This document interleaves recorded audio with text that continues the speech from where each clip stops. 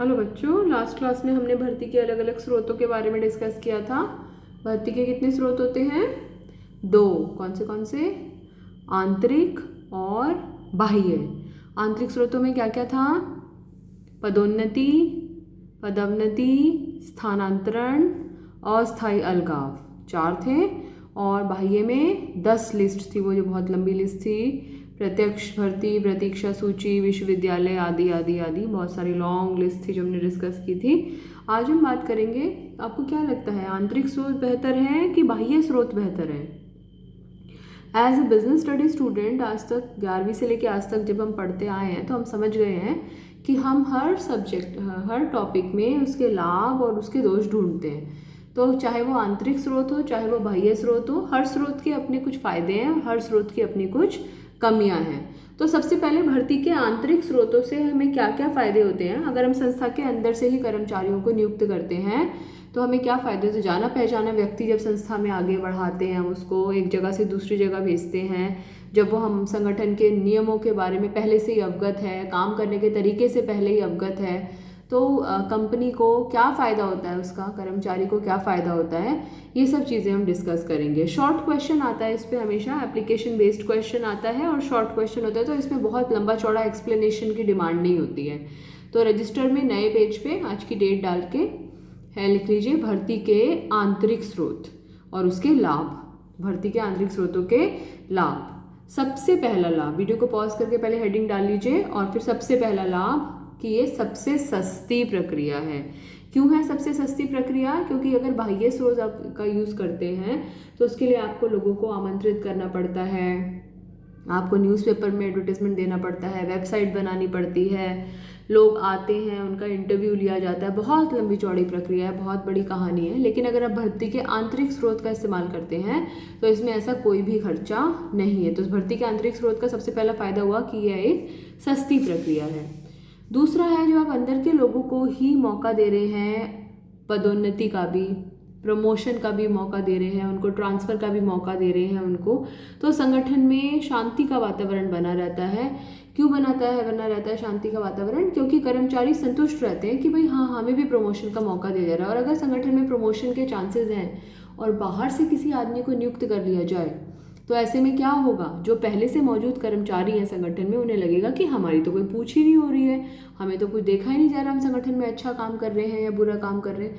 तो इसलिए अगर आंतरिक स्रोतों का इस्तेमाल करते हैं तो जो कर्मचारी हैं उनमें संतोष की भावना रहती है और संगठन में शांति का वातावरण बना रहता है। नंबर 3, अधिक विश्वसनीय होते हैं। जब हम संगठन के अंदर से ही कर्मचारियों को लेकर आते हैं तो वो हमारे लिए ज़्यादा विश्वसनीय होते हैं, क्योंकि संस्था जो है उन कर्मचारियों के बारे में अच्छे से जानती होती है। तो क्यों होते विश्वसनीय? क्योंकि संस्था कर्मचारियों को पहले से ही जानती है। तो 3 पॉइंट्स भर्ती के आंतरिक स्रोत के अभी तक हमने पढ़े हैं फायदे। सस्ती प्रक्रिया है, दूसरा शांति का वातावरण बना रहता है, तीसरा ये स्रोत अधिक विश्वसनीय होते हैं। चौथा, ये इस पॉइंट का रिवर्स, सरल अनुस्थापन। सरल अनुस्थापन का मतलब है उस कर्मचारी को संगठन में स्थापित करना आसान होता है। वो व्यक्ति उसी पोस्ट पर प्रोडक्शन मैनेजर था दिल्ली में और उसी व्यक्ति को मुंबई में प्रोडक्शन मैनेजर बनाकर भेज दिया गया। दिल्ली में वो उस काम को करता था, मुंबई में भी जाकर उसको वही काम करना है, तो उसको वहाँ पर उसके अधिकार, उसके उत्तरदायित्व समझने में ज़्यादा कठिनाई नहीं आएगी। क्यों नहीं आएगी? क्योंकि कर्मचारी संस्था को पहले से ही जानता है। तो 4 पॉइंट्स, भर्ती के आंतरिक स्रोतों के 4 लाभ: सस्ता, शांति का वातावरण, ज़्यादा विश्वसनीय और सरल अनुस्थापन। वीडियो को पॉज करके पहले ये चारों पॉइंट्स नोट कर लीजिए, क्योंकि इसके बाद में हम 5वें और 6ठे पॉइंट की तरफ चलेंगे।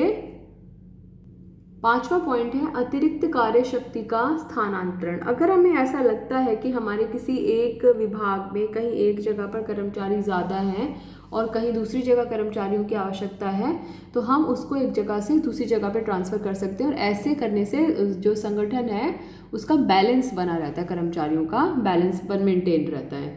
6 पॉइंट है कम प्रशिक्षण की आवश्यकता। कैसे? क्योंकि कर्मचारी पहले भी वही सब काम कर रहा था जो उसको अब करने पड़ रहे हैं, स्पेशली स्थानांतरण के केस में। तो ये जो पांचवा और छठा पॉइंट है, अतिरिक्त कार्यशक्ति का स्थानांतरण और सरल प्रशिक्षण, ये मुख्य रूप से स्थानांतरण की वजह से होते हैं, ट्रांसफर की वजह से होते हैं। बाकी दोनों चीज़ों से रिलेटेड है, लेकिन इन दोनों को हम मुख्य रूप से स्थानांतरण, जबकि उसके पोस्ट में कोई चेंज नहीं, वहाँ भी प्रोडक्शन मैनेजर था, यहाँ भी प्रोडक्शन मैनेजर है, या वहाँ भी सेल्स मैनेजर था, यहाँ भी सेल्स मैनेजर है, यानी कि वहाँ भी संगठन के मध्य स्तर पर ही काम कर रहा था, यहाँ भी संगठन के मध्य स्तर पर ही काम कर रहा है। तो कार्यशक्ति का वितरण हो गया, प्रशिक्षण आसान हो गया, क्योंकि उसको ज़्यादा सिखाने की ज़रूरत नहीं होती है। तो ये हमारे भर्ती के आंतरिक स्रोत हैं, इन्हें नोट कर लीजिए, आंतरिक स्रोतों के फायदे। अब बात करते हैं भर्ती के आंतरिक स्रोतों में कमियां क्या है। हाँ जी, नए पेज पे हेडिंग डालेंगे, भर्ती के आंतरिक स्रोतों की कमियां या दोष। ओके, अब जैसे संगठन के अंदर से ही आप पोस्ट भरे जा रहे हैं, क्या संगठन की सारी पोस्ट आप आंतरिक स्रोत से भर सकते हैं? एक को दूसरी जगह ट्रांसफर करा, एक को द्वितीय स्तर से प्रथम स्तर पर पहुंचा दिया, तो जो जगह खाली बच गई उसको फिल करने के लिए नहीं चाहिए होगा क्या? तो इसलिए आंतरिक स्रोत जो है हमेशा इस्तेमाल नहीं किया जा सकता। वो कौन कौन सी परिस्थितियां हैं जब हम आंतरिक स्रोत का इस्तेमाल कर ही नहीं सकते हैं, वो इसकी कमियों में हम देखते हैं। पहली बात तो ये है कि जब हम आंतरिक स्रोत का इस्तेमाल करते हैं तो हम नई प्रतिभाएं का मतलब होता है नया टैलेंट, फ्रेश टैलेंट, हम उनको अवसर ही नहीं दे रहे, हम उनको कोई मौका ही नहीं दे रहे। बाहर इतने टैलेंटेड लोग बैठे हैं, लेकिन क्योंकि हमारे तो सिस्टम की पॉलिसी, जैसे सरकारी दफ्तरों में मोस्टली क्या होता है कि एक टाइम ड्यूरेशन के बाद में, एक निश्चित समय अवधि के बाद में उस व्यक्ति का प्रमोशन हो जाता है। तो ऐसे में हम क्या कर रहे हैं, हम उस व्यक्ति को प्रमोशन दे रहे हैं जो कि जिसको कि पता है कि मेरा तो प्रमोशन होगा ही होगा। एक तो वो मन लगा के काम नहीं कर रहा, दूसरा उसी के लेवल के इतने बढ़िया बढ़िया लोग बाहर बैठे हुए हैं पर हम उनको मौका नहीं दे रहे। क्यों मौका नहीं दे रहे? क्योंकि हमारे सिस्टम की पॉलिसी नहीं है ऐसी। तो नई प्रतिभाओं को कोई अवसर नहीं मिलता, ऐसा करके हम अपने संगठन को नुकसान पहुंचाते हैं। नंबर 2, अकर्मण्य कर्मचारी। अकर्मण्य, काम ना करने वाले कर्मचारी।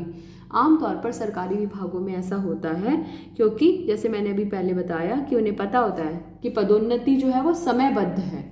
समयबद्ध का मतलब आफ्टर अ पर्टिकुलर टाइम उनका प्रमोशन हो जाएगा। तो क्या करते हैं, थोड़ा काम किया, नहीं किया, क्योंकि उन्हें पता है कि उनका जो प्रमोशन है वो काम के आधार पर नहीं है, वो समय के आधार पर है। तीसरा नुकसान या तीसरी कमी ये है कि नई संस्था के लिए अनुपयुक्त है। बताइए, आप आंतरिक भर्ती नई संस्था में कैसे करेंगे? नई संस्था को तो सबसे पहली बार बाहर से ही लोगों को नियुक्त करना पड़ेगा, तो इसलिए नई संस्था के लिए आंतरिक भर्ती हो ही नहीं सकती, पॉसिबल ही नहीं है। और चौथा, उत्पादनशीलता में कमी। ये वाला पॉइंट जो है ये स्थानांतरण से जुड़ा हुआ है। अगर हम एक व्यक्ति को बार बार एक जगह से दूसरी जगह ट्रांसफ़र करते रहते हैं, तो ऐसे में जो उसकी प्रोडक्टिविटी है उस पर बुरा प्रभाव पड़ता है और वो अच्छे से मन लगाकर काम नहीं कर पाता है। तो भर्ती के आंतरिक स्रोत में कितनी कमियां? 4। कितने फायदे? 6। क्या क्या कमियां? नई प्रतिभाओं को कोई अवसर नहीं दिया, कर्मचारी अकर्मण्य हो गए, नई संस्था के लिए तो बिल्कुल भी उपयुक्त नहीं है, और कर्मचारियों की उत्पादनशीलता पर बुरा प्रभाव पड़ता है। कब पड़ता है? जब उनका बार बार स्थानांतरण किया जाता है। इन्हें नोट कर लीजिए। नेक्स्ट वीडियो में हम भर्ती के बाह्य स्रोतों के लाभ और दोषों को पढ़ेंगे।